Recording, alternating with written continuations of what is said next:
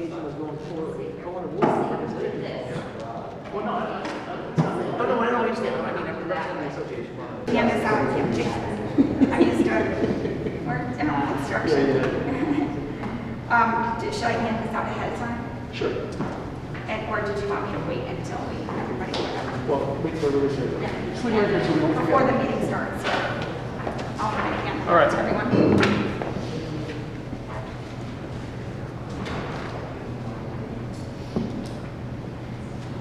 Tax abatement in your package, and then I just handed out to you that spreadsheet, which I will have Jim now go over with you, and it's basically breaking down what it would have been if we didn't have a tax abatement, and now what it would look like if now going into it like this.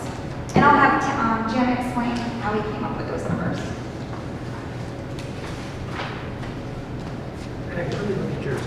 Yeah, no, I know, it's small, Jim. I'll get to that page too. No. Unfortunately, it's still a little blurry when we bring it to the screen.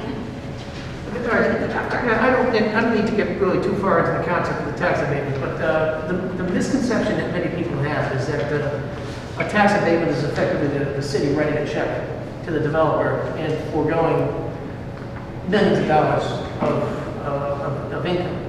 Right now, you have a pool table, you have an empty lot that's not producing any income at all. These guys are going to build this beautiful concept of an apartment complex that will, at some point, as the spreadsheet shows, you produce over $1 million in taxes in the end of the 10th year when we get the thing up and running in full capacity.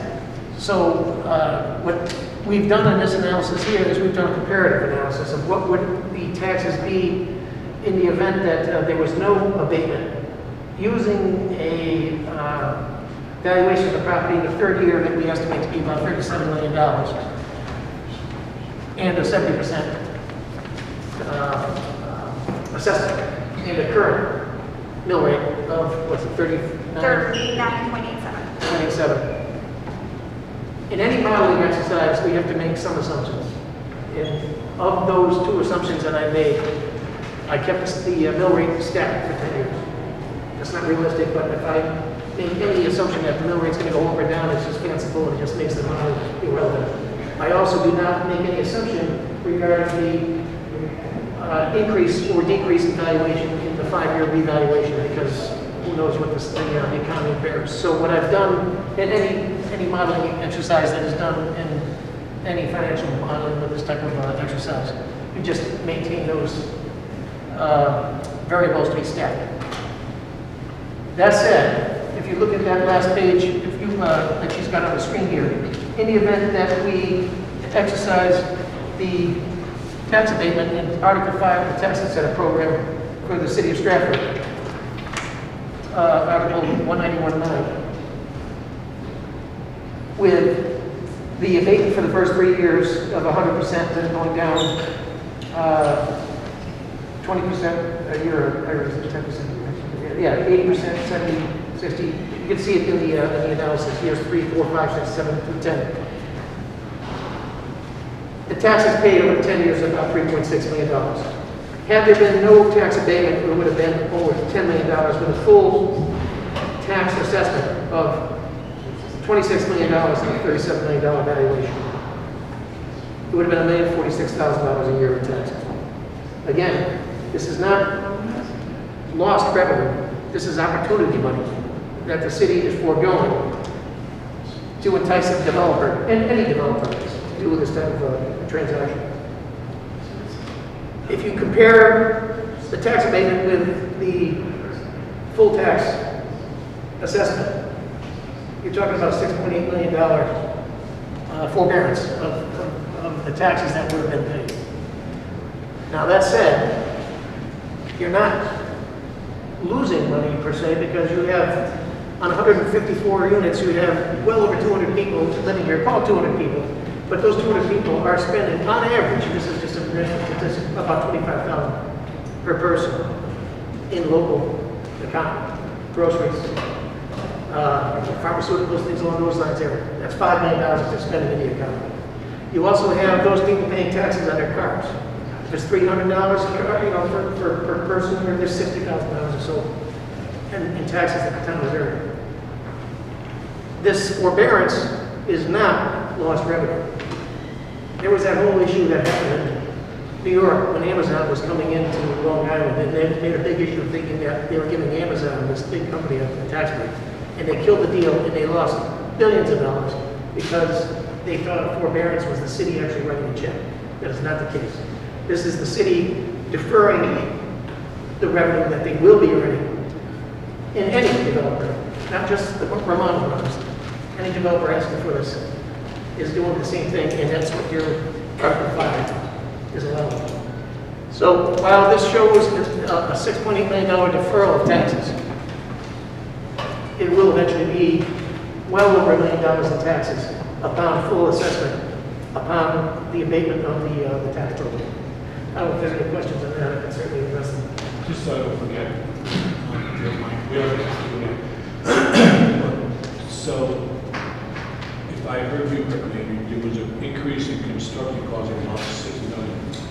Well, there was I did those numbers, and candidly, what happened was when I did the original underwriting, we had incorporated a certain amount of underground parking, and then they came back and they told me you needed 180 underground parking. And the building got larger, so it went from 22. So I came up with the additional cost of other developments that I put together.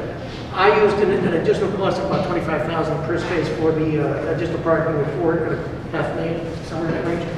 And that bumped that part of it up. And then the additional square footage from the units from 141 to 154 was the other incremental increase. Right. So where I was going is that you're asking the town to abate the 6.8, we had the increase in construction was only $6 million. So, and I shouldn't say only, I don't mean it that way, but I'm saying $800,000 delta. I'm just trying to understand. Again, it's a modeling exercise. I hate using this expression, but it's very accurate. Figures lie and liars figure. I could have easily lost that $800,000 by making it work into that increment, but it doesn't work because I don't want to make assumptions that are irrational. I don't want to assume what the mill rate is going to be over 10 years. I don't want to assume what the value is going to be in 5 years. So while I'm using current construction costs, things are a little crazy right now. I don't know if you've gone to Lowe's or Home Depot to buy a piece of lumber, but $75 per sheet of plywood that cost $25 a year ago is a different world. So we're modeling. Yeah. It's not a perfect science by any stretch of the imagination, and I'm not making that assurance. That's the way the numbers work out. I understand that there is a delta, but candidly, I could be very wrong. I could be wrong in the other direction as well. I'm sorry, I want to make sure I understood the numbers. I wrote down, I thought you said it was 22 million and you went to 30 million, was it? Correct. So 8 million. Yeah, it's really 8 million. Eight, Yep. 22 to 30. It was. In construction costs. So it- Well, no, there was also land cost. Yeah. The land factor is $6 reduced. million, that went down, $6 million increase in construction costs. The land factor has reduced as well. Right, so, but it did increase from, it was 22 million for our construction costs, and it did raise to 30 million. I used 175,000 square foot for construction, which is, with the development I'm working on in downtown Shelton, on those apartments and things along those lines, 175 is a stretch. I think we can get back to 175. I'm inclined to think it's going to be higher, and Mark and I have had this discussion many times. That's why I put the incremental cost of $25,000 per space for the additional parking when they came back to me and told me that the city was requiring the underground parking for the Board of Education. I am comfortable with $175 a square foot. The additional square footage on the incremental 141 to 154 units, or whatever it was there, resulted in that cost increase. And then the additional parking underground was another $4.25 million, somewhere in that range. So, I mean, the numbers are they're in the slide, they're in the presentation, or at least the package you sent out with the budget. I just wanted to mention, because you were basically trying to compare our cost increase with the tax abatement number, which, right, our costs are more like almost 8 million versus you were saying the tax abatement 6.8. But one other cost that did raise in this, I said our soft costs stayed the same, but our interest on the project raises. So we obviously, the project in that new number of the 34 million we now have interest that we are paying as we build for construction because of the fact that the dollar amount is larger as well. Yeah, So there's a lot of moving numbers in there. But I understand your concern about the delta. And that's where the misconception comes into play about, and I'll use the term favor payment, because that's what this is. The forgiveness of this $6.8 million is really not cash out of pocket. This is forbearance, this is abatement of that money that is going to be earned, yet the city is still going to be earning because we have 200 and some odd people who are going to be taxpayers living in this town, living in the community, shopping at the grocery stores. They're going to be paid. They're going to be paying taxes on their cars. This property is not earning taxes for you right now. It will eventually earn up to this point here. Again, it's a modeling exercise. I could be wrong. I could have switched the numbers around to make it work. I could have eliminated that delta with just the simple movement of a decimal point. But that's not the way I operate. I want to make sure that I thought things were, and this is the way I model for many other towns. I want to make sure that things are done consistently and to a point that people can understand that there is no chicanery involved in coming up with these numbers. No, I appreciate that. I think it'd be, I don't know if foolish is the right word or not, but I think it'd be, I'm going to say that for both sides to think that this is going to be the end result of the numbers, right? Because we're talking about, based on your schedule, probably 2.5 years out before this thing starts getting implemented. There's going to be a lot that's going to happen in the world, right? That's going to possibly move these numbers up and down. You get on a very good point. Materials are about to lose. Materials have come back down about 40%. And so they're on a decline, but we can't assume that that's going to continue to decline. If this pandemic hits again, it may go through the roof. So I think it's more the process and the analogy of how you come up with the numbers and how you equate the numbers to the project. So at the end of the day, we're both on both. You were successful bidders. They were on both sides of the table. We're the understanding of how we come to the numbers. Right? Well, again, my numbers, I'm very confident in my numbers because I'm involved currently with a number of these transactions going on now. As you rightly said, the cost of materials, it rises right like a rocket and falls like a feather. So the prices are coming down, but on certain things. Not the important things. They know that up. Not the important things. So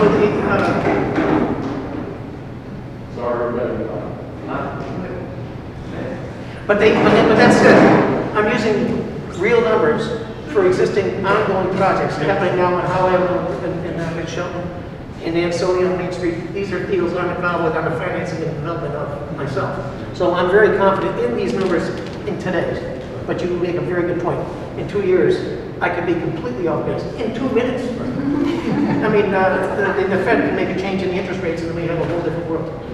So it's all modeling, it's all assumptions, and anyone who's presenting to you who says otherwise, it's fanciful to say that they aren't making similar assumptions. Anyone? All right, thank you. Thank you. So that said, Team Romano's offer to purchase the property is $1.54 million. Came down a little bit, but it's still reflective of Mr. Romano's eagerness to get into this project. I think it's reflective of Mr. Romano and my commitment to the town of Stratford and all of our collective commitment to this project and hoping and seeing that it becomes a success.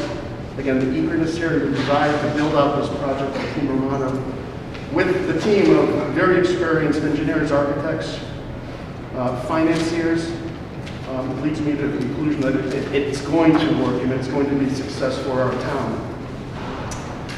Just a couple of notes. We were very concerned about maintaining a good traffic flow in and out of the project, trying to take as much stress off Sutton as possible. We do have the rear accessway coming up and we have two egresses into this garage, which makes the flow smooth around the property. So we've taken in all the considerations taken in a lot of consideration for the neighborhood, as we discussed previously, and are excited to be one of the top two, and hope that you will consider selecting Team Romano so that we can then present to the town council and hopefully get their approval. and then the zoning commission.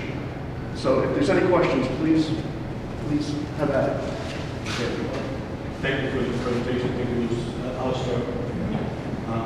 Did a great job, and again, we truly respect your time and effort that you put into it. I know you guys have spent a lot of time. Thanks for bringing on the expert and the biggest expert in the life. I do have a few questions, though, if I may. So, my first question is, how did you come up with the value of the property? It was 1.5 to purchase the property. How was that established? I actually use that number because candidly, that was the market rate I've established with other offers that have been put together in the other transactions I put together in Ansonia, and Shaw. Originally it was higher per unit, but then with the request that the city came back with on increasing the parking, we had to discount it a little bit. But candidly, I also own a real estate company, and I do a lot of commercial financing and sales, and am very aware of what the current market asking price is for developments like this that are available in the marketplace. So you sort of did a, comparative analysis. Comparative analysis. Not just within town. Not just throughout Connecticut, but regionally. Yeah, appreciate that. And then along with that, how do you come up with the mix of the units? In other words, the 2-bedroom versus 1-bedroom versus studio? That was in the RFP, wasn't it? And the reason I'm asking is because, as you saw when we did this development, I'll back up. The initial request was to get as much municipal parking as we could, and we have none. And I understand that. So the realization is the realization. However, if there were less 2-bedrooms, right, we could give some public parking space. Not a lot, we might never give some parking spaces. But on the other hand, you do want to have a certain mix, I understand, to be able to listen to all different types of people coming into the conference. So I'm just curious how you come up with 150 to 40 units. Well, I thought the RFP had mentioned there was a target of 70% one-bedrooms. And that's where we started. I don't believe we had a target, but I don't think we've ever came from the I'm pretty sure on the RFP that was. And so, and we are beyond that number as it is. So I'd have to do the math quickly, but I think we're probably pretty easy. And then the reality is, based on the TOD parking 1.25, you have to do 4 2-bedrooms before you pick up one space. So you'd have to lose 4 2-bedrooms before you picked up one space because it's only 1.25. So the net benefit, you'd have to lose. I mean, if you change 16 2-bedrooms, in which case I think we only have 22, you'd pick up 4 parking spaces. I think we could find 4 parking spaces on the site somewhere. Right. Thank you. If we took off the handcuffs, right, and said, here's a piece of property, what, if anything, would we do different? Maybe I think it's anything on parking.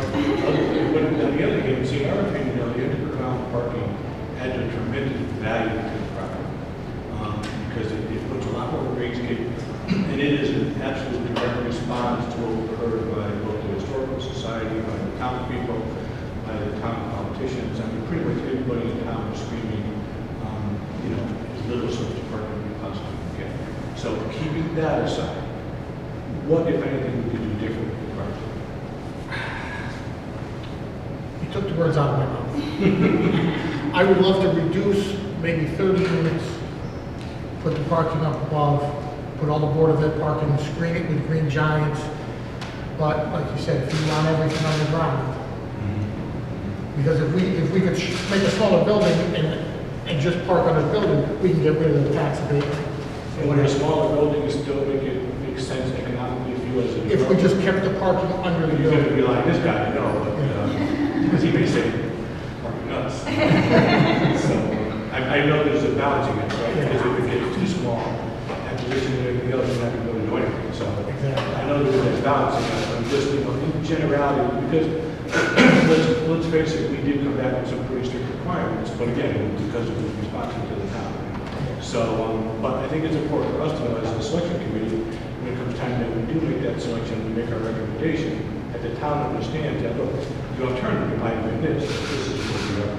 So that's why I'm asking that question. Well, We've had this discussion Several times. over and over, and I'm just going to speak from personal experience sitting there, up there. The tax revenue that is going to be foregone, if an abatement is granted, is going to be something that these guys are going to be interested in. You know, is it going to bring down the mill rate? Well, probably. And certainly, the mayor is going to be interested in that kind of thing too. But we understand the criteria. You guys were charged with this. You know, this is what you had to asked us to come back with. This is what you were charged with as a committee. So yeah, we know our feelings about it, but we know we can make this work. Either way. And I also, oh, sorry, go ahead. If I could say one thing. So the an opposite response, one thing I would not change was the treatment we have in Sutton Place. I think it's really critical to offer that neighborhood to this larger project. Now, how many parking spaces could we generate if we built a 4-story building out to Sutton and had a much bigger parking field, you know, above and below? We could certainly achieve more parking spaces, but I think that the lower scale and the park that's going to be produced on Sutton, I think, is really a jewel. And then when you produce that and then set the larger building back further away so it's not hovering over the front buildings, really the footprint back there is really not that large. So there's not too much we can do. So I think we made a good choice. I wouldn't do anything different on Sutton.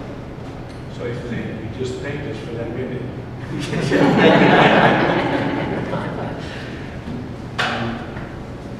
I just want to reiterate one thing that I think I said earlier. Your first presentation versus this one, I just want to make sure it's the same. You have no intentions of flipping this after the 10-year period? None whatsoever. Well, I think it is, RBS building, right? So your intentions are long-term here? Yes. You're here to stay and you're going to give us that. My parents want a unit, they already picked out a unit in the building, so they can't sell it. And we are a family-owned and operated business. So our other properties that we have, we do have a management company, but we are very hands-on. So we work together with them. So in our other projects, we had no desire either. This is something that obviously we want to grow in our portfolio and keep. And maybe one day if the kids want to get involved, they would, of course, move on. So like Mark has been a resident of Stratford, his entire life until we moved to Shelley with our children, but we're here to stay. Now, to address again on that question, for the financial modeling, if you look on the analysis that they put together on the year 3 stabilized cash flow, I incorporated full taxation in coming up with the valuation for the abatement figure, because again, they have given you their intention as owners to maintain the property. I underwrite as if it's a commodity that can be traded. I incorporated that value with the idea that a tax abatement is or is not there. And that's why we came up with this situation. They have every intention of keeping this property. It's underwritten with the valuation incorporated for full taxation in the valuation in model 3, which is incorporated in the analysis. Now, you mentioned that for your analysis, you figured the mill rate to be static, which I agree with that approach. The question becomes, if the mill rate increases or decreases, are you going to be looking to the town to take on more of an abatement or less of an abatement? No, and actually, the way that the Article 5 reads, it's not a factor of the mill rate. It's actually just a percentage of whatever the assessment happens to be. Well, I guess it does correlate. It's 20% decrease per year, so it would be whatever the revaluation happens to be. So yes, it would be carried forward based on a percentage discount. So we need to lock in that percentage. Well, in accordance with, this is the Article 5, this is your document. Yeah. And Article 19, 1911B, they have the discounting percentage of 100% for 3 years, then it goes down per year. So whatever the mill rate happens to be, the taxation correlates, but the discount. The tax abatement is, this cites the ordinance, the tax abatement ordinance. So It's already in the books. Yeah, the mill rate is going to change, but the discount is in the statute. We can help our mill rate go down, so therefore, I think that's ahead. Okay. Yeah, I mean, a couple clarifying, George covered a lot of things that was brought up, but Mark, you mentioned that if you had a clean slate and you didn't have any directives from us, that you would do underground parking, but only into the building. Can I hear that right? Is that Yes. what- And so you would reduce the amount of units based upon how much parking then you can get on the surface. So- Yes. So the idea of doing, I'm just kind of looking at as a site plan, just kind of imagining what that might be like, and how much of the parking is not under the building. And it's probably, I don't know if you know that, but probably at least half. Right, I'm guessing half the parking you're showing. Just some Underground. suggestions, but it doesn't meet your criteria. If we lost this townhouse here, you currently have a parking lot in here that the Board of Ed uses. We could just make that surface parking for the Board of Ed. We could surround it by greenery, go back to the old building, and we lose all this underground parking here. It would, I guess that's kind of where that is kind of where I'm headed. And just thinking about, look, you guys have, and I also appreciate the time and effort, so I know it goes into this, but I'm also just trying to get an understanding of, yes, that was our directive, kind of, I don't know how this is achieved, but, maybe there's some consideration for some middle ground there where, the cost of the project will reduce by reducing some of that underground parking just underneath the building, which is, part of cost of construction anyway, you're gonna build that no matter what. And then, how would that be achieved? How many units are you losing? well, we're very flexible, as you can see. We met all your suggestions, but if you guys wanted to reduce, I'd be all for it. And I also think that it's really for the Board of Education. So, I think if I'm a resident on site, I'm just thinking, I like to take every project, everything that we do, everything we build. A lot of the contractors get mad at me because I imagine as if I was living there. So if I lived, say, on Sutton, and say Mark what he was just suggesting, Board of Education, they're just there during the day. I know that there's some meetings at night. I'm actually on the Board of Education in Shelton, so I'm aware of the meetings. But on the weekends, there shouldn't be anybody in those spots. So to me, when I'm home and I'm living there, I'm going to be seeing things at night. I'm going to be seeing things on the weekend. So even if you did something like what Mark was just suggesting and did it with greenery, there wouldn't be cars there on the weekends for them to look at anyways. It just, when you start, right where the town, because, they would be seeing the parking lot, but if we hit it with greenery, they wouldn't even be seeing the parking lot anymore. Because the Board of Ed isn't going to be there on the weekends. So I think of like the residents of what they're seeing, when they're with their families on the weekends or at night. And that's actually a good point. I didn't think about, but you're 100% right. So in essence, we are providing, I'll call it after hours municipal parking. Because when the Board of Ed staff leaves, we now have 60 spaces that could become public parking for people to come in and enjoy the rest of the center, the restaurants and the banks and all that other kind of stuff. How you control that, I'm not quite sure. You kind of turn it on and off a switch because you are going to have control parking over there. Residents this way, BOE this way, and isolation, separation, and all that stuff. So, but if it's in the foreground of the entrance, and then after the foreground of these gates, that, okay, residents only beyond here, then that is a way. So, in essence, we are doing some parking. People coming in on the train, and, before they go to the weekends, they need to use parking. So In this plan, I'm sorry, I just want to be clear about this too. So in this plan, I think you're talking about 60 places underground that are dedicated to BOE, and the 121 or whatever it is dedicated to the unit. So, but those 60, there's not like there's a grouping of 60, right? In this plan, it's not like okay, this section is. Yes, we would do that. We would have to do that. We'd probably put signage maybe along this wall and here, keep it as close to the Board of Ed as possible.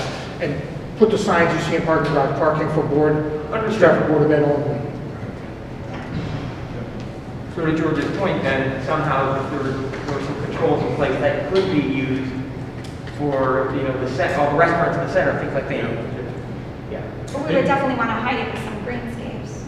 Underground too, right? They did a very good job, I think, down in Sona, with that type of arrangement where they have, and also in Haven, where they have isolation of residents versus municipalities. So I think it's very achievable. Well, that's the essence of mixed use. That's right. Because some people are working at night, some people are taking the train into New York, or, you know, some people work at night, some people work during the day, and, you know, businesses aren't open at night, as the Board of Ed is not open at night.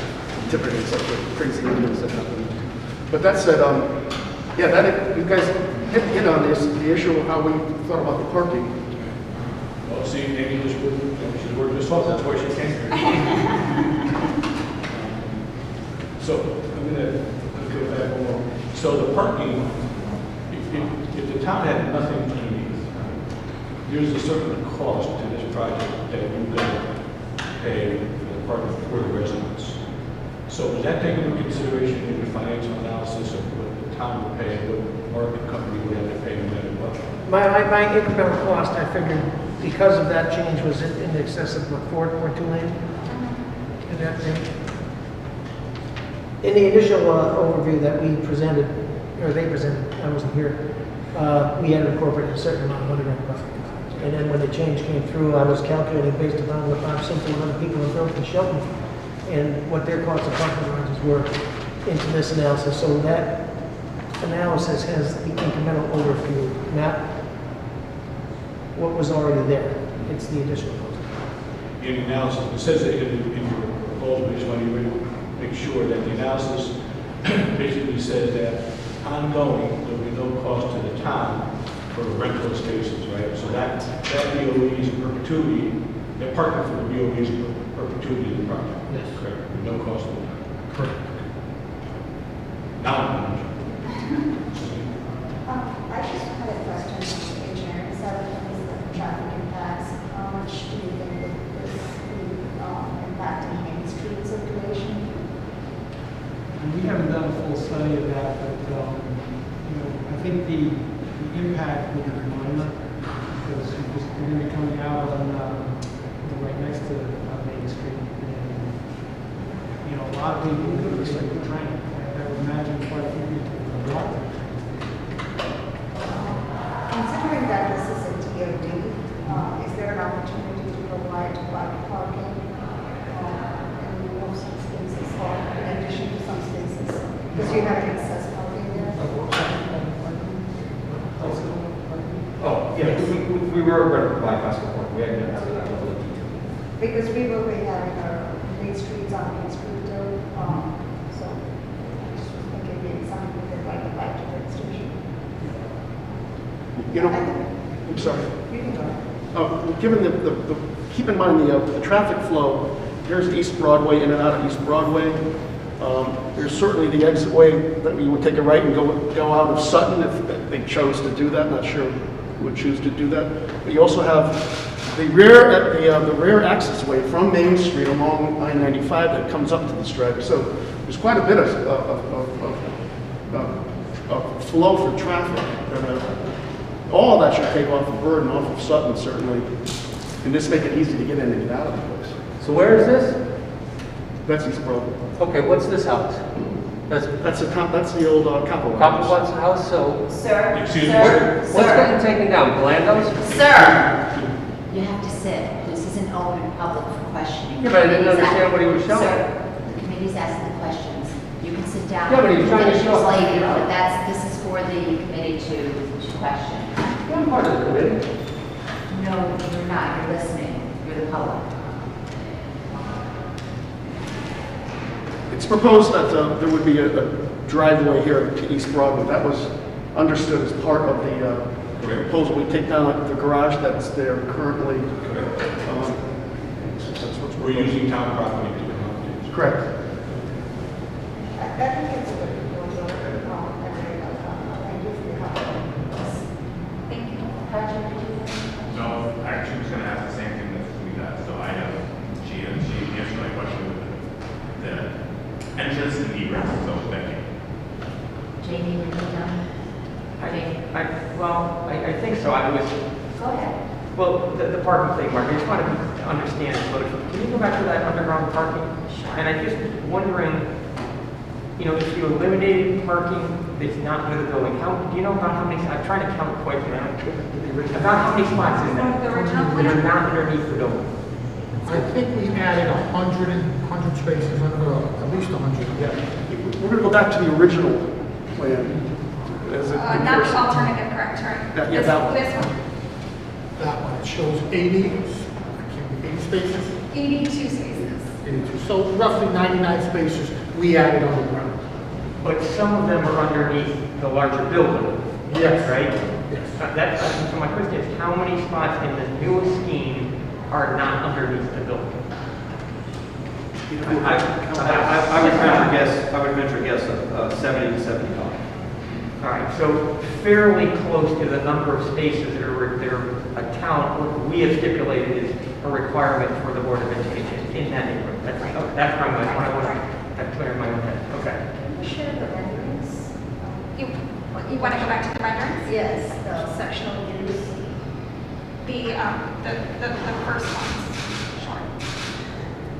Well, these were the originals. No, the ones before, the architectural sectionals where you showed underground parking. Oh, sure. The old or the new? It's only in the, Oh, it's only in the old. there's a. Sure. I'm getting there. Yeah, this, This one? Oh, No, there's one more. no, there is section. One more? There's the. There So, this is how it would work for every single building in the center. Not the townhouses, the main building, we go. yes. Okay.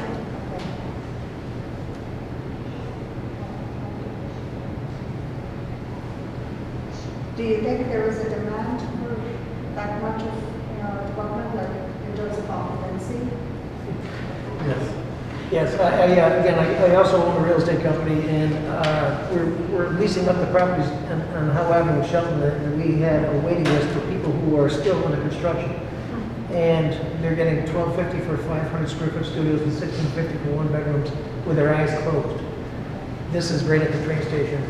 There will be a demand, this thing will be leased up before it's even built. There are a waiting list for most of Metro Star's, all Metro Star's buildings in Milford that are near the train station, waiting lists. And the rentals just keep going up because the demand is so great. And how do you know? And I can use Milford as an example because we represent one of the major developers. My firm represents one of the major developers in Milford. It's very similar to this type of project. And oddly enough, it's not just young professionals, it's actually seniors.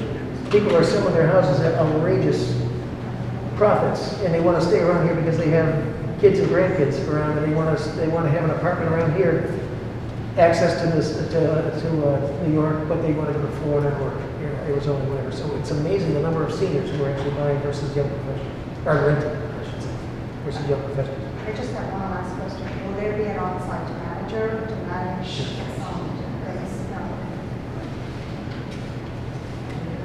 No, I think everybody else covered anything that I was asked. Yeah, just a point of clarification. So regarding the one-bedroom units, Ted just checked the regulations. The RFP kicks you over to the TOD regulations, and in the TOD regulations, it did ask for a minimum of 7% one-bedrooms. That's where we got it. The main building has about 84% one-bedrooms. All the units on Sutton are two bedrooms, but when you mix that all together, we're still over 7%. Thank you, appreciate that. Good. Do you have any questions of us? I think we're good. Thank you. Why do you want 60 spaces for the Board of Ed on the ground? I said, why would you like 60 spaces for the Board of Ed to be on the ground? Just because of the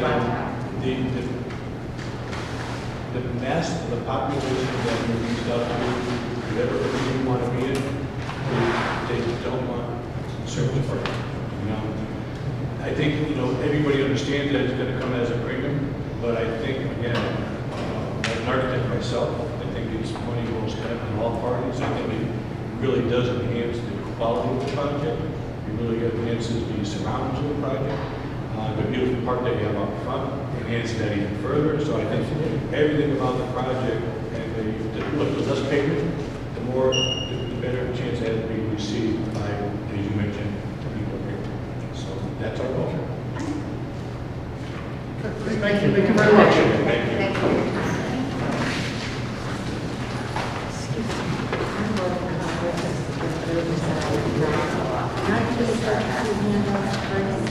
Oh, sure, thank you.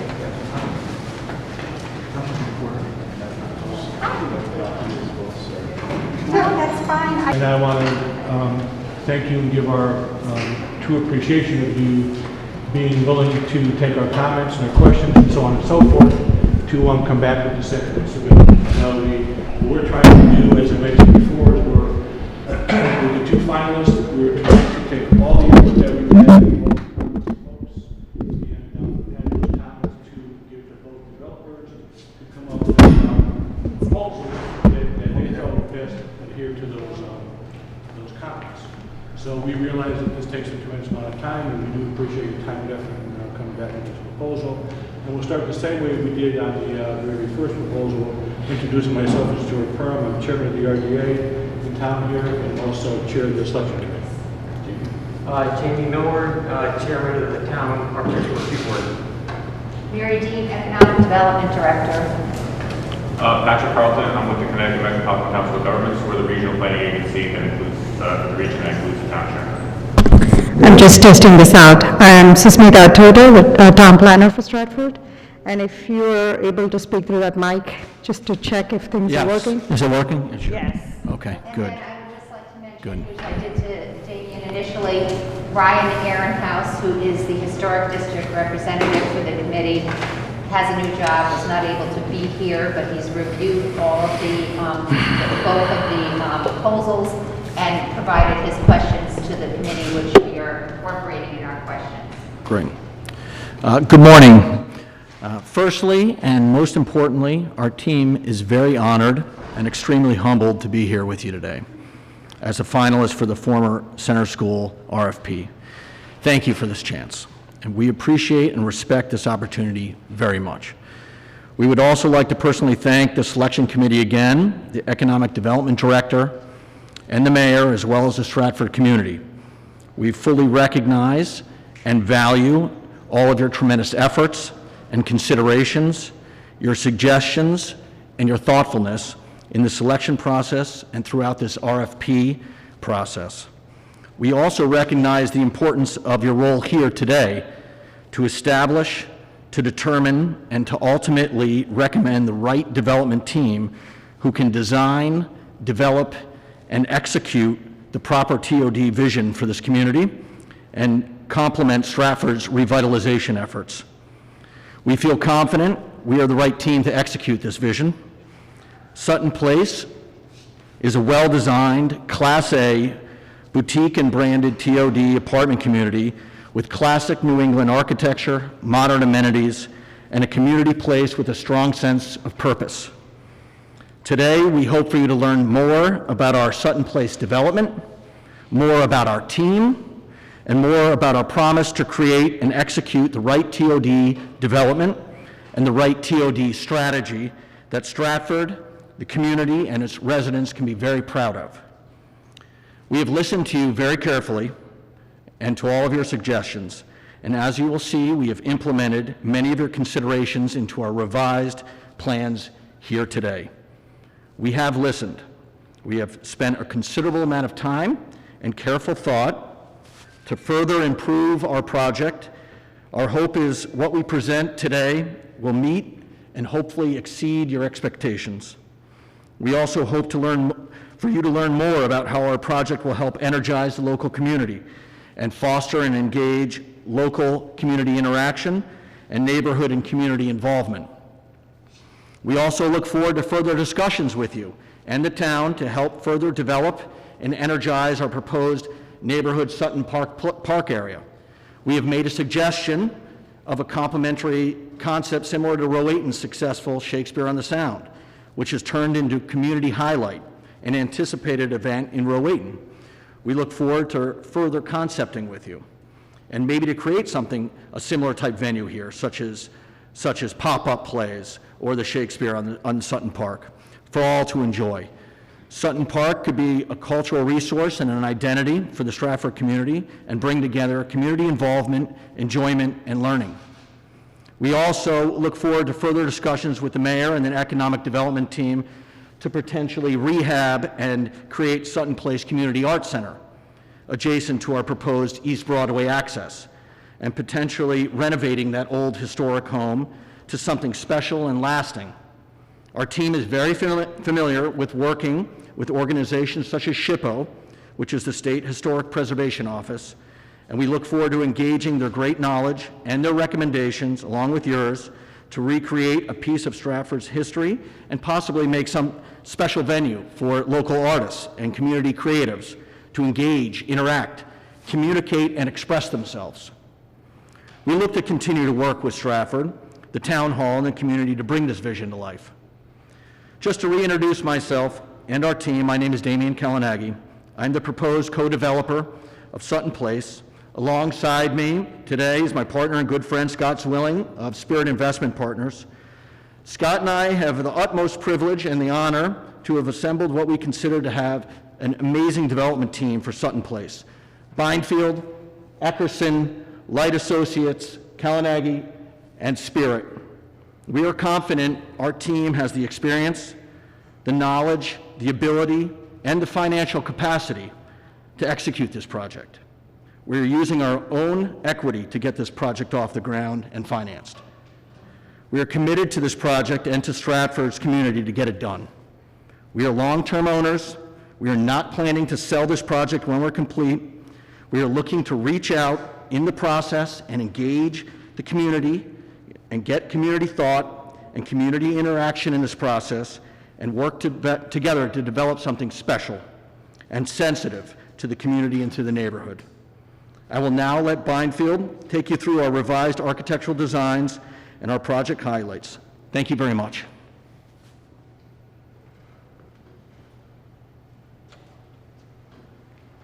Good morning, everyone. Again, I'm Seelan Butler. I'm a principal of Bindfield Architecture. Bruce Bindfield, our president, is here also. So I'll keep this fairly brief. We've been through the concepts before, and then hopefully that'll give us more time for discussion. But just to remind us of where we were, this is the scheme that we showed you before. There are a few guiding principles to the design of the space, or design of the site. One is to create a development that sets a building in a park-like environment. That was part of your brief. The other was to reduce the scale along Sutton Avenue and create a residential scale and reinforce the residential nature of that street. And third was to create a plan that allows for a vibrant, highly amenitized residential community that as an office we have experience creating. So again, just quickly touch on what we had before. We had a drop-off in this area coming to an entrance for the main building. We had 4 homes facing Sutton Avenue, again to recreate the residential scale across the street. We had BOE parking, the majority of the parking underground, again part of your brief, and 160 units in a 4-story structure as the main building. And an amenitized site plan that Bruce Exton will go through. That was the previous scheme. We can switch to the new one. So I think that the principles, the guiding principles I just described were aligned with what the town wanted. So the idea of what we wanted to create. But we did receive feedback, and there were 3 specific items in the feedback that guided this new design. One of them was to move the entrance away from Sutton Avenue and onto East Broadway. And I'll go through that in a second. The other was to flip the U-shaped building to take the massing, change the scales, change the massing location so the massing is now along this rear part of the site facing the 95 and not Sutton Avenue. And the third was to get 50 to 60 underground spaces for the BOE in the garage below. Those were the 3 major elements that we hit. We agreed with all of those, especially the idea of changing the massing around and creating an entrance of East Broadway, which we think improves the project.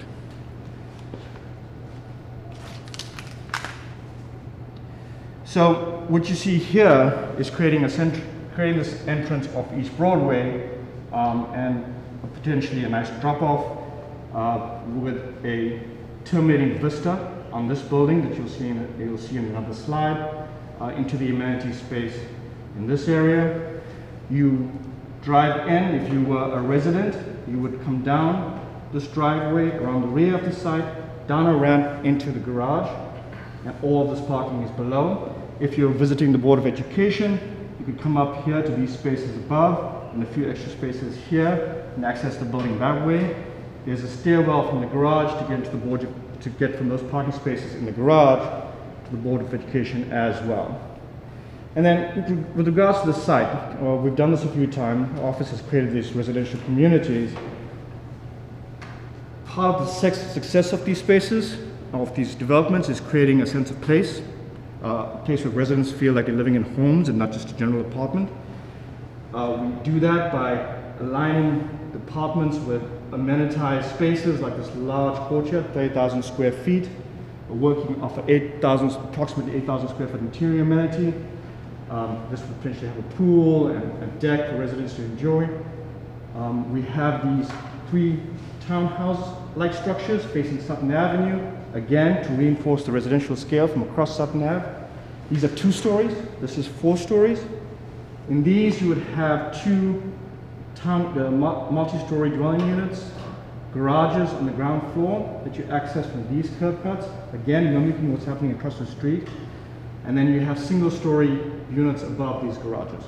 So 4 units and 6 spaces in each of these buildings. And you'll see how that looks in our preview that we've included in your package.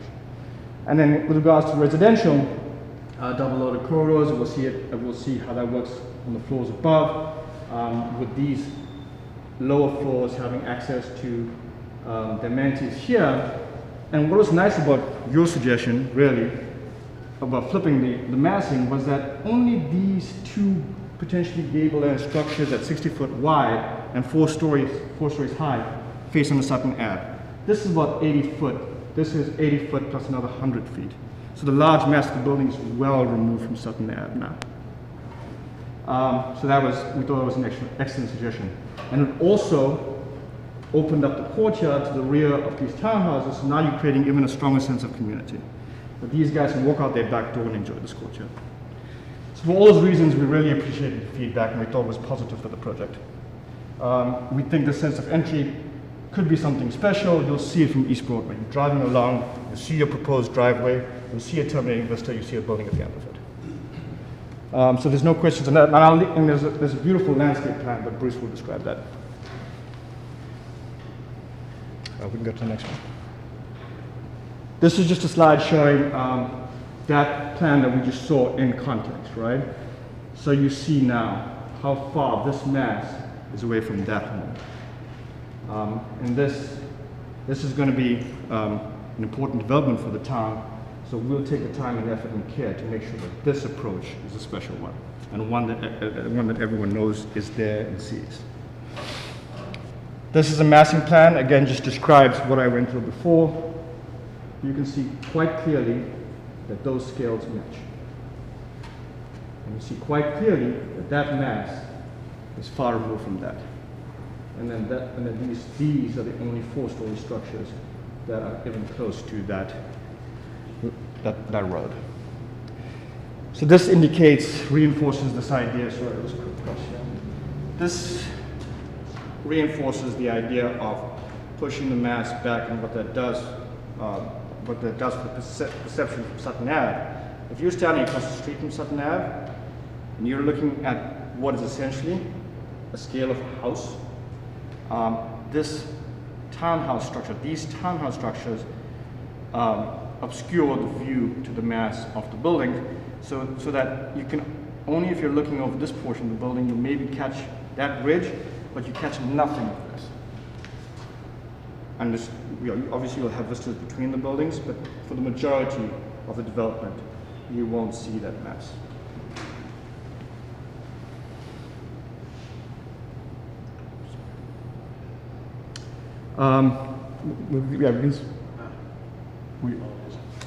Yeah, let's go there. Just the forensics and how we got to the 50 spaces here. We had a bit of overflow parking from the previous scheme. So this scheme shows 206, I think, and the other one showed 198. Again, was one of your ideas to take parking spaces and put them in the townhouses, which we did, which generated 18 spaces there. We put 10 spaces on grade for the BOE here. We had a unit count reduction of 2, which helped with the parking. And with all of those factors, we managed to create 50 dedicated spaces in the garage to the town and the Board of Education. And he has an access from that garage to the BOE. I think we can skip this one. That was previous and current. We've been through that. Just very quickly in here, this is a typical residential floor. I think our office has, we can safely say we have experience in delivering highly amenitized apartment units. One thing we take pride in is trying to research what residential units mean in a community and what residents are looking for now as this is an evolving concept of how you work from home and so on. But we are looking at creating a product that serves this evolving need and by extension serving the town of Stratford. This is the next floor, right? All right, so can we flip back to the first page? I just want to say quickly, we went through the architecture on the very first page showing the 3D image, the rendering.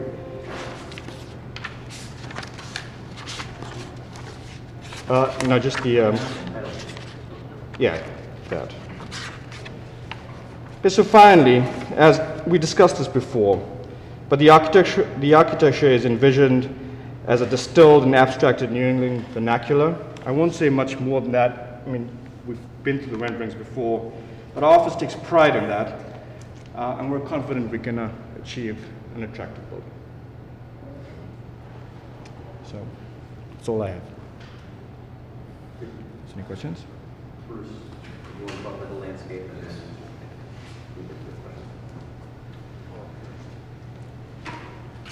Good afternoon, or good morning, sorry. Bruce Eckerson, landscape architect, principal of Eckerson Design Associates. So we were tasked with the redevelopment, or the redesign, I should say, of the grounds around the new building and the new 3 structures along Sutton Avenue. So the overriding principle was to make this feel like it was a building within a natural landscape, a well-developed New England landscape. And so what we've done, what was one of the good things that came out of bringing the entry off of East Broadway here was it actually opened up some space for us for the public park on the north side of the property. So now we have the ability to do a playground that would be open to the community. It could also be activated for the events and things that Damien had referenced earlier. So there's plenty of room over there to kind of have the park, a nice place to go. We also still have fire lane access that we have maintained, between the building and the park. So that's intended to be all lawn and landscaped.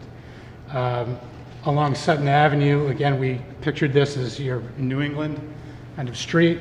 We'll have canopy level trees along Sutton Avenue with low stone walls along the sidewalk. The curb cuts have been limited to 4 that only access the 3 townhouse buildings that Seelan had referenced. So we're able to keep the parking and the vehicle activity off of Sutton Avenue, really just to deal with, really just to accommodate the residents there. And so we were able to take all the surface parking that was required for the BOE and the visitors and put it really on the south side of the building. So that's all screened and all hidden from Sutton Avenue. So we also we also adapted the amenity space in the middle with the pool. artificial turf areas for games, individual little terrace areas inside and also around the back, and the sides for the units that are on the ground floor, barbecue pods, and things like that that will reinforce the sense of community of the space. We also have a community garden, which is along the western property line for all the residents as well. So the overriding principle was to make this a nice landscaped area around the buildings, keep the scale appropriate to Sutton Avenue, take the parking to the south side so that is all that vehicle traffic is removed from Sutton Avenue, and the access underneath the garage to the garage is along the western side of the site.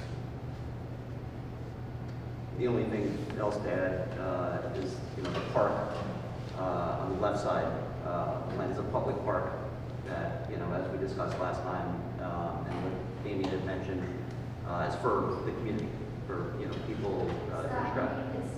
No, I'm sorry. Yeah, that's right. The only other thing to point out is that the park on the left side is a public park. That's not just for the residents of, the building. We thought it would be a good opportunity, as Damien mentioned, to have some community events in the park, whether we do some sort of Shakespeare in the park or something like that. But we thought it was a great opportunity to activate that side and really, provide something for the community, not just for the residents of the building. And like I said, with the building actually shifting more to the north, you'd think there'd be less space over there, but with the underground access on the western side as opposed to the northern side where we had it before, that space actually opens up for a lot more use as a park, either for a playground or for community events. And with that, I'll pass it to Scott.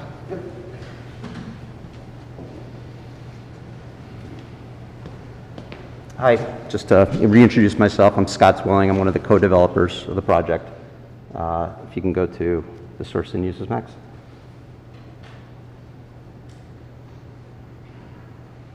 Keep going.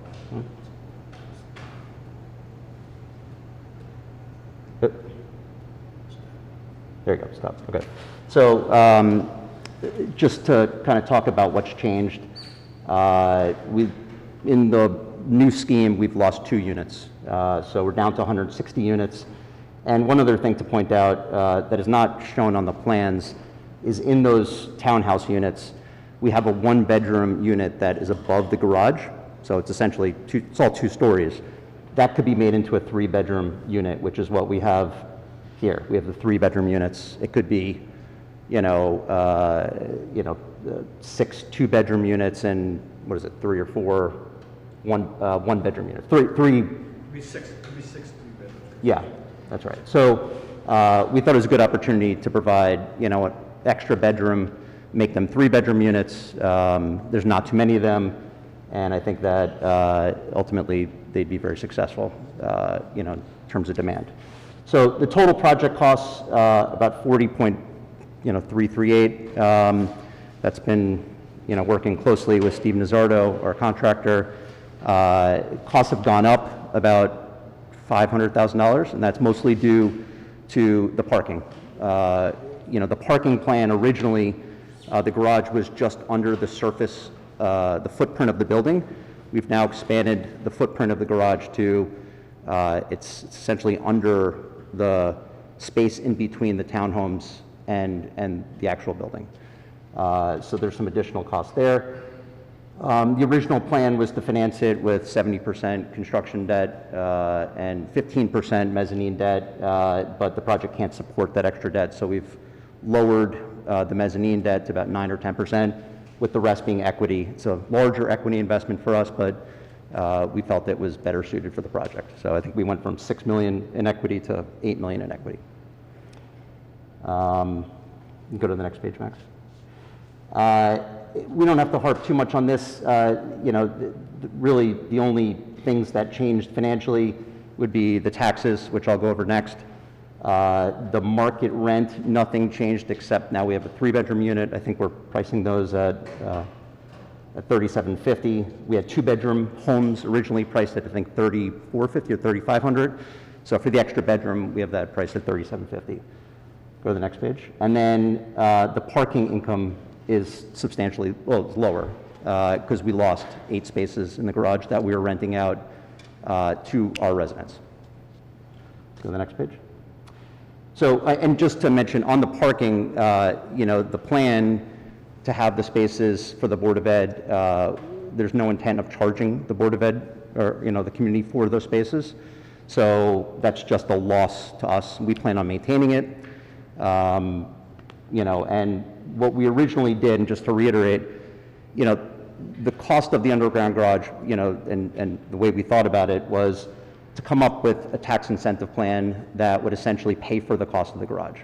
So the original garage was about $500,000 less, and we came up with, I think it was like an 16-year tax abatement schedule that phased in, you know, starting in year 3, pretty evenly, and got us on a present value basis, you know, to be roughly the cost of the garage.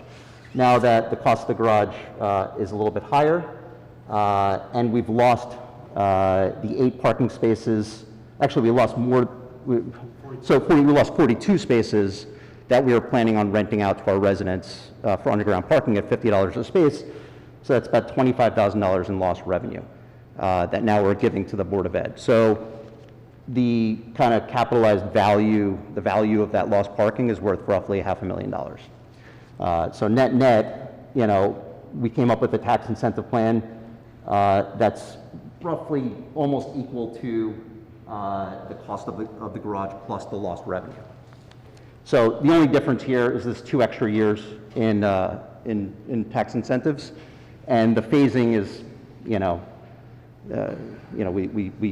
we played with the phasing a little bit to get down to a present value that was equal to, the lost revenue plus the cost of the garage.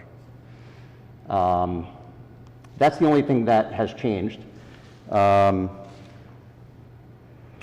total cost of the project, I think now we're at $252,000 a unit on 160 units. Before we were at $248. So, an extra $4,000 per unit in total cost. But, the only thing, like I mentioned, the only thing that changed really is the parking. But, everything else remained the same. So our purchase price, what we were anticipating, our offer, nothing's changed there. So, in conclusion, we hope that, we really listened to what you guys had to say, and, we believe that we've addressed everything. I think the original ask was 60 spaces underground. We came up with 50 plus 10 just outside the garage. And just to explain that, there is a scenario where, here, just go to the parking plan next. Yeah. And ceiling, correct me if I'm wrong. But the reason we didn't do 60 underground was because we would have had to add another row of parking, which is very costly. So we thought that the right blend, without impacting the project further, would be to give you 50 plus 10 right outside the garage.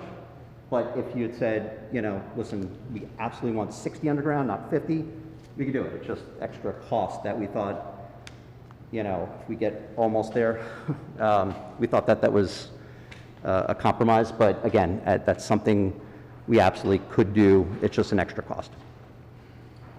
But everything else, I think we've addressed. In terms of public parking, I think we've counted, go back. Yeah, the revised. Yeah, so not included in our parking counts at all is, I think, 9 spaces that we've counted that could be striped along Sutton Avenue.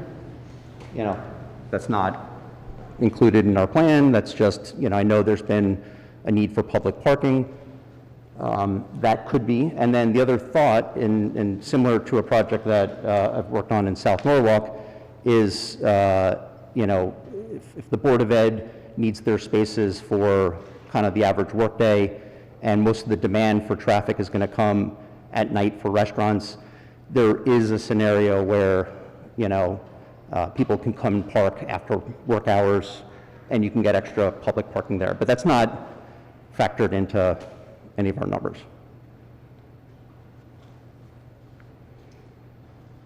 Okay, so can we answer any questions?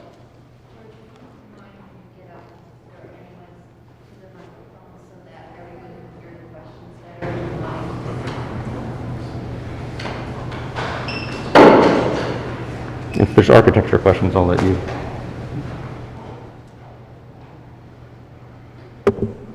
Can you hear me? Yep. Okay. So once again, thank you for your time. I think you did a great presentation. We appreciate it very much. My first question is that the town has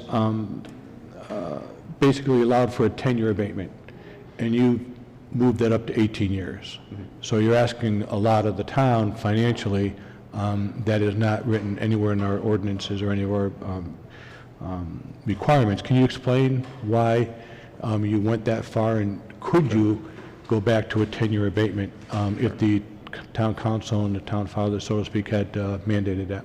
Yep. So, I mean, you know, the intent was to pay for the cost of the garage, the underground garage. So what we have not considered is any other financial incentives that the town may be able to provide to help close that gap.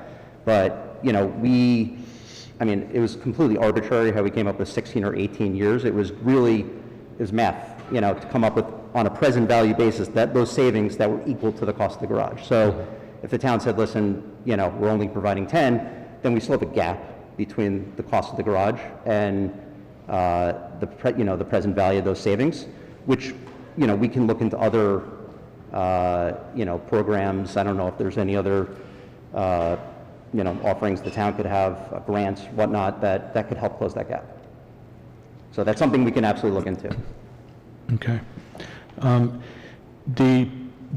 You said, I think you mentioned the BOE, there would never be never be a charge for the BOE use of the parking on your property in perpetuity. And that would be something they want to write into the lease. At our maintenance, correct. Right. We understand that the parking garage is a big demand, it's a large cost as well. On the other hand, we do believe that it really increases the value of the property and the project in totality. My question is that at the end of the day, if you needed to provide parking, there's a cost there, right? And that cost, so the parking for the residents only is a cost that would be something I would think less than the $7 million. So is there not a delta between that $7 million parking garage cost versus what it would cost if you were to do it above grade? Right. I mean, I'd let Steve Nazzardo answer that question specifically, but, you know, to provide surface, I mean, if you gave this RFP out and said no mention of underground parking, I think we probably would have come up with a scheme that had a bunch of surface parking. So, you know, that's something the town wanted, that's something we addressed. So the cost of surface parking is probably de minimis compared to underground parking. You know, I'm sure there's a cost for laying the asphalt, and I don't know exactly what that is. Steve can.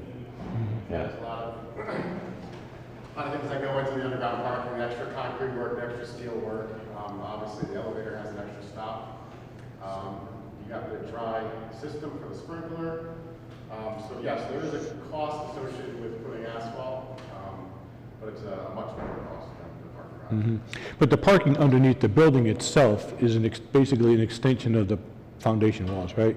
So the cost of the structure directly below the building is a heck of a lot cheaper, less expensive than the cost of the parking below the pool and the promenade and all that, right? So what I'm trying to get at is that there's, you know, the town is willing to share the cost because we're demanding the underground parking, right? And so we understand that.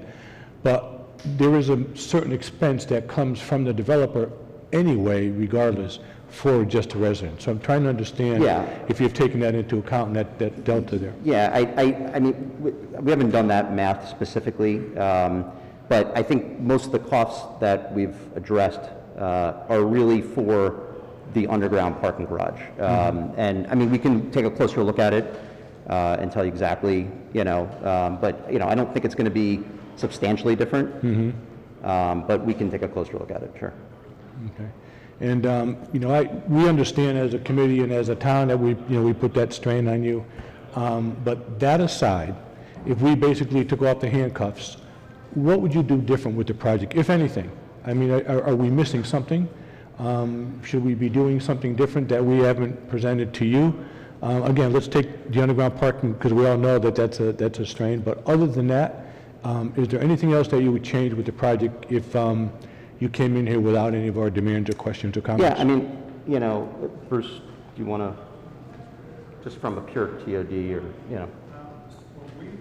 Why don't you come to the microphone? I think it might be easier to hear. Thank you. Bruce Beinfeld from Beinfeld Architecture. So we feel really good about this plan and the way it will add to the vitality of the downtown and do so in a way that doesn't impact, that we really tried to do it in such a way that it had no negative impact on the surrounding neighbors, and we really focused on it being a great place to live.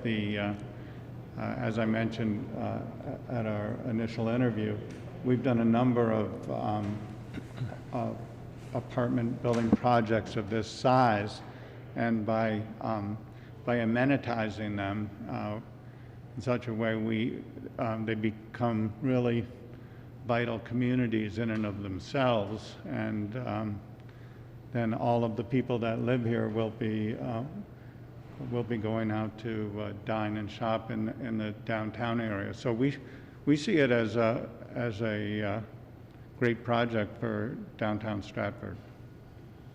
Yeah, I mean, you know, to answer your question specifically, what we do differently, I mean, I really think the parking is the biggest thing. I don't think we would have, I mean, if this was a site in downtown Stamford, we were going to build a high-rise, you know, no question, we would build an underground parking garage. But for a 3-story stick, you know, 3 to 4-story stick construction, we would absolutely look at building, you know, a surface parking. You know, so for probably very similar, you know, Damien's project, also in Stratford, called the Village, is probably exactly what we would build.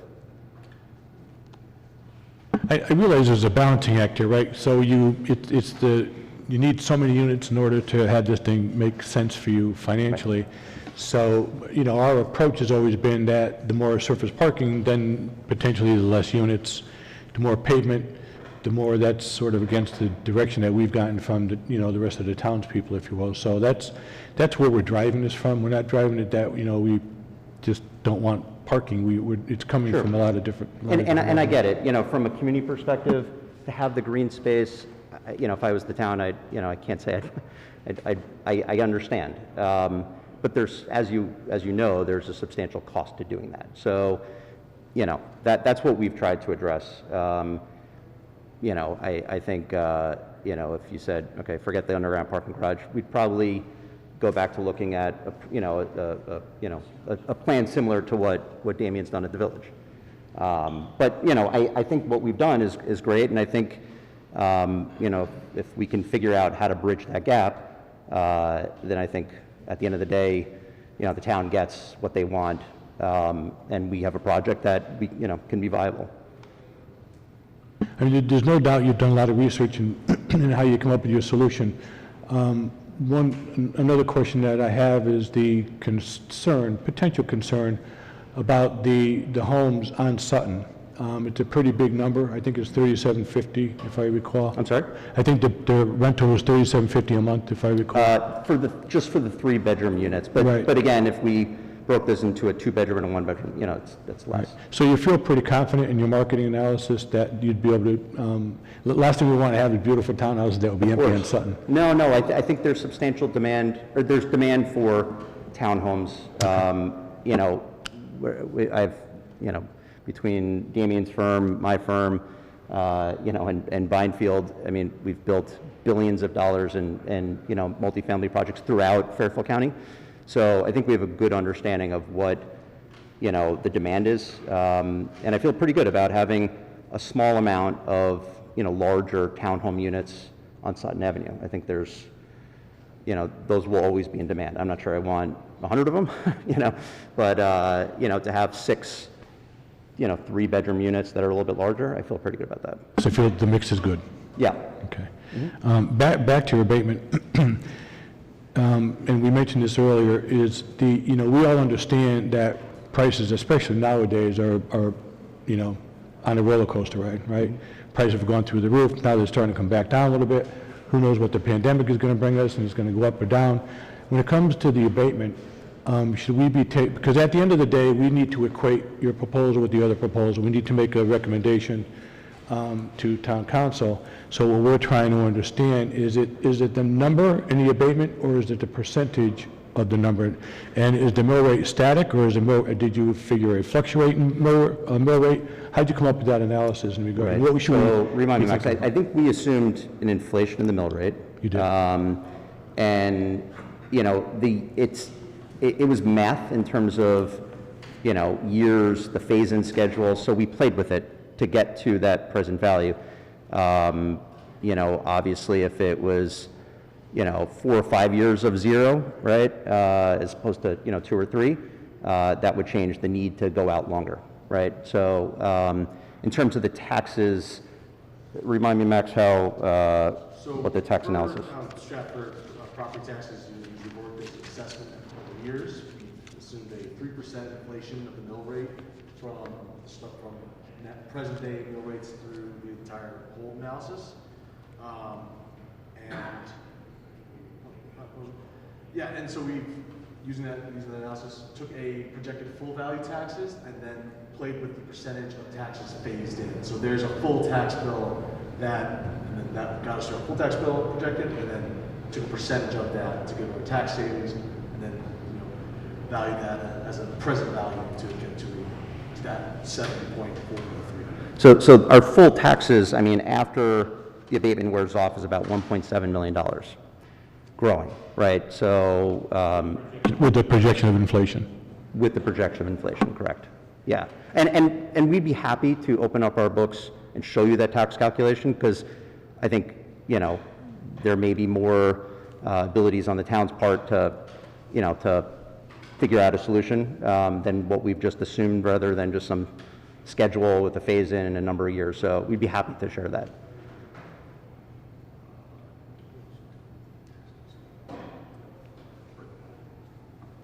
I think that's it. Thanks. Thank you, George. Yeah.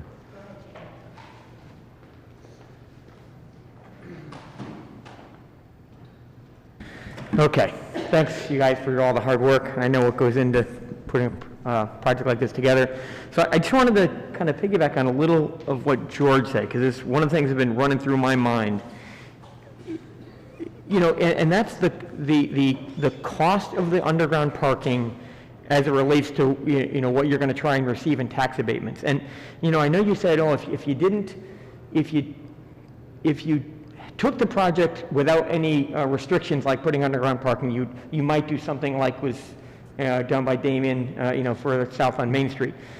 But you also, earlier on in the kind of design discussion, talked about how kind of amenitizing the project with things like pools and patios and barbecues and everything it's seemingly like that was a big part of the design criteria, and so I just wonder, if you were doing a project, you needed to get to a certain number of units, and you had surface parking, I think that I'm imagining that a lot of those amenities would probably have to go away.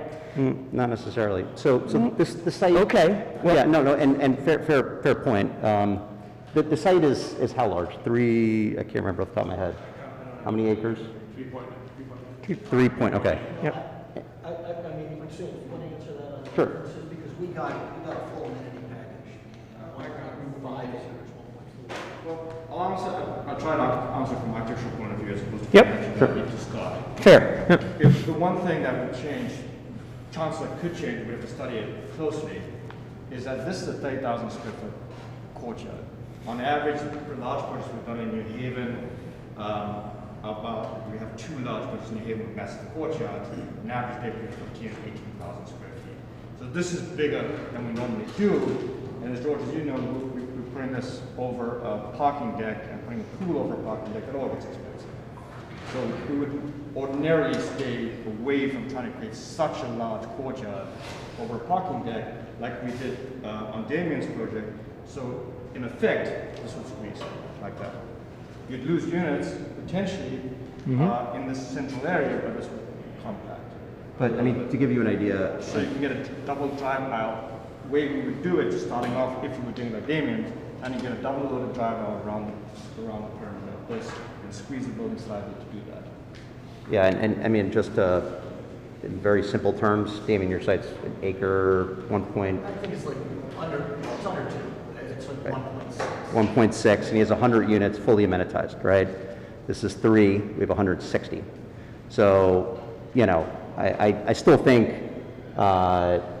you know, I don't think we would lose amenities. I mean, the courtyard we got smaller, but again, like, you know, we don't necessarily, that doesn't add to the rent. We're not losing any of the services we intend to provide. Just more grass space. I mean, you know, there's bocce court, but Obviously, the open space, the park you're able to create, more community involvement, and, you know, allowing the distances. So that, you know, that you're not going to be able to see the mass in the same way. So, you know, that, it creates a huge benefit for our community to be able to do this. But obviously, there's cost involved. Yeah. I mean, it's different. I'm familiar with that project as well. I mean, you know, it's different in that you have along Sutton Place in this particular project, you know, have the lower scale kind of residential sized townhouses, which is, I don't know how much of the net area of the lot that is, but it's, you know, a quarter at least, maybe a quarter of the property is taken up by those. So you know, I don't know. I guess I'm still like George trying to understand. Sure. You know, the amount of at the end of the day, that's, you know, for the people who sit up here on the council, that's going to be a big part of, you know, understanding the value that of what you're proposing. It's great for your project, and, you know, yes, the underground parking under the building is not as expensive as the underground parking under the, you know, under the courtyard. I totally understand that, and so you know, that very expensive and long abatement, you know, I think is. Yeah, I mean, it's going to be a tough sell. I think it's going to be certainly one of the things that's going to be difficult to make your project saleable is that part of it. So, yeah, I mean, you know, and again, I'm open to exploring ideas of how to bridge that gap. It doesn't have to be all in a pilot or an abatement.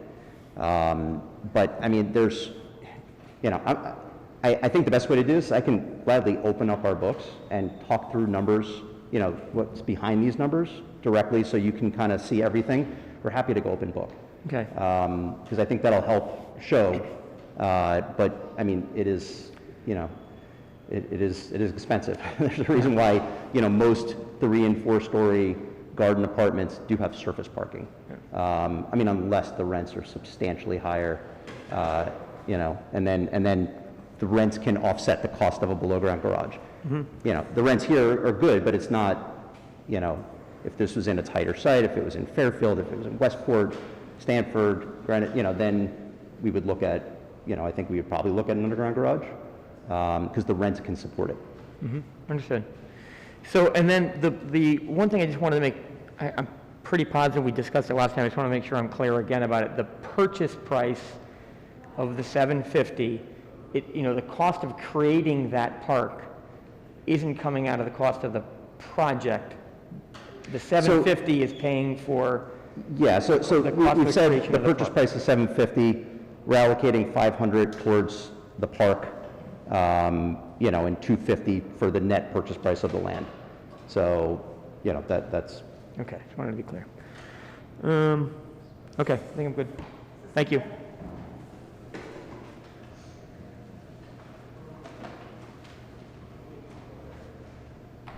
Hi.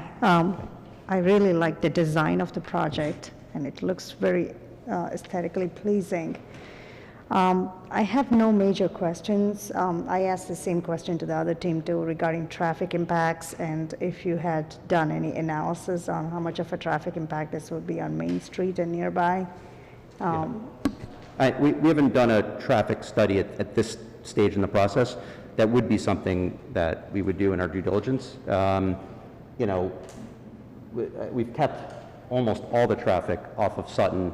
Really, at the end of the day, all we have is 6 units, which arguably is less than the number of units we have across the street. So we're not even doubling the traffic along Sutton Avenue, and it's all kept to Broadway. So, if that's something, if that was required, we can do a traffic study, but that's not, we haven't done any testing or, traffic studies or anything like that at this point.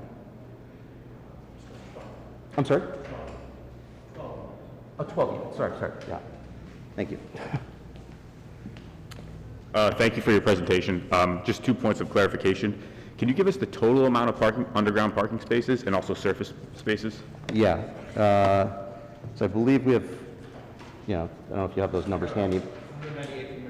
It's 198 below grade, 50 of which are for the Board of Ed. Above grade, we have another 10 for Board of Ed, so a total of 60, plus the 20 visitor Board of Ed, so that's 30, plus another 4 for visitor spaces, so that's 34 above. So what is that, 198 and 34? Is that 34 above. Yep. There's 198 in the garage. And then... Is it 206 or 198? I'm blanking. It's 206 below grade, sorry. 198 was the original plan. Right. Okay. Right. So 206 less 50 is what's allocated to the residents. Gotcha, thank you. And then 18 spaces in the town. The town. Right. Garages. Okay. Right. Yep. And then an additional 9, which are not in our parking counts. On the street. On the street. Okay. And just to also one point of clarification, so the original proposal was to have all subsurface parking below the building footprint. Now that's extending out to be below the amenities as well, or no? So, is it still all under the? No, directly asked question. Extended beyond the perimeter of the wings of the building and below the courtyard in both rooms. Okay. Great. But what Scott was mentioning is that if we want to take those 10 and put them somewhere, now we're going outside the footprint entirely, and then you need to drive out to service those, and that gets inefficient. Okay. Thank you. My recollection, though, you always had parking under the plaza. I said, yeah. So, yes, both schemes have. That's what I thought. I'm good. You guys have handled it, so I'm fine. I think, I do have one more thing. Sure. I guess I have 2 questions. So the first, just to reiterate your long-term commitment here, you're still in this for the long haul? Absolutely, Yes. absolutely. Okay. So Our intent is not to merchant build this or sell it. We intend to hold this long term. Okay, good. Like my kids will think. Okay, and actually I think that was, there was something else on my mind. It was slipping back. I'll come back. Any other questions? So again, go ahead. Yeah, feel free. Yeah. So how did you come up with the value of the land? In other words, the $750,000. How did you come up with that number? That was, strictly a matter of economics, given the cost of the project, the rents that we're getting, what we can afford to pay for the land. That was. Okay, so there was no sort of appraisals or comparative analysis or anything you did? I mean, we did, the problem with a lot of, looking at comparative land is that a lot of land's not sold as of right. It's sold, with some sort of rezoning. So the purchase price is, someone might have bought an office park or a parking lot that was purposed as an office building or parking lot and got it rezoned.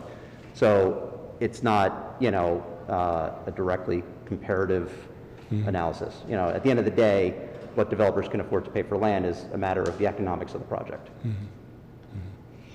Well, just in closing, again, I want to thank you. I think you guys did a great job, and we truly appreciate all the effort, because I know, as an architect myself, I know what goes into this, so thank you, Bruce. Thank you, and thank you for all your input. I greatly appreciate it.